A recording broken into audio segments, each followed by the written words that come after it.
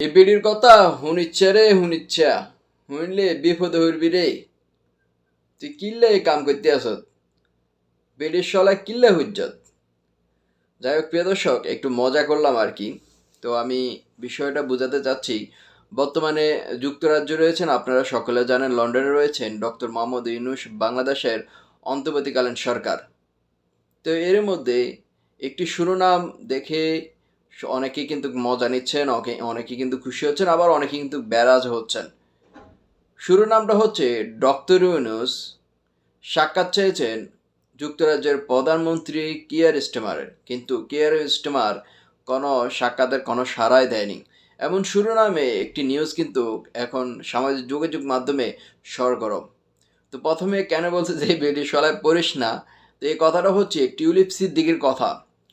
Tulip সিদ্দিকিকে আপনারা সকলে চেনেন, তিনি হচ্ছে শেখ হাসিনার বাগ্নে এবং কি শেখ রায়নার মেয়ে। তার আরও পরিচয় হয়েছে যুক্তরাজ্যের বর্তমানে যে কিয়ার স্টারমার রয়েছেন তার দলের এমপি, এবং কি আগে সে মন্ত্রীও ছিলেন।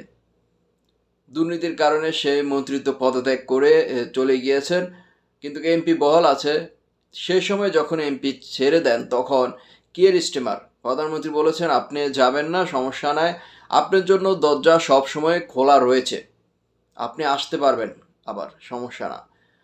তো এখন যে কথাটা সবচেয়ে সরগরম বা সামাজিক যোগাযোগ মাধ্যমে রাজনীতি প্রাঙ্গনে সব জায়গায়, যে ডক্টর ইউনূসকে অপমান করেছে, ডক্টর ইউনূস এখানে হেরে গিয়েছে এক নারীর কাছে।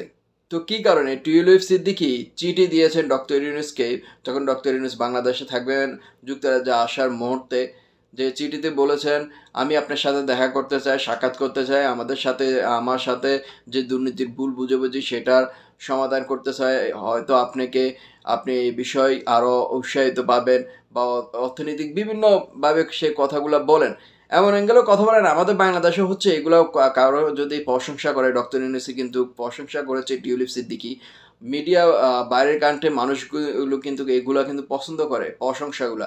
আর বাংলাদেশে বলে ধুর তোরে এত চেহারা দেখলে বুঝতে হারি তোর মনের ভিতরে কিতা, এগুলা বলে। কিন্তু বাইরের কান্ট্রি যদি আপনি কাউকে বলেন ইনতা মিয়া মিয়া কইস, মানে এটা সৌদি ভাষায় বললাম, তাহলে তো সেই মনে করে যে হাওয়ায় উলি গেছে। সে মনে করে এটাই ভালো।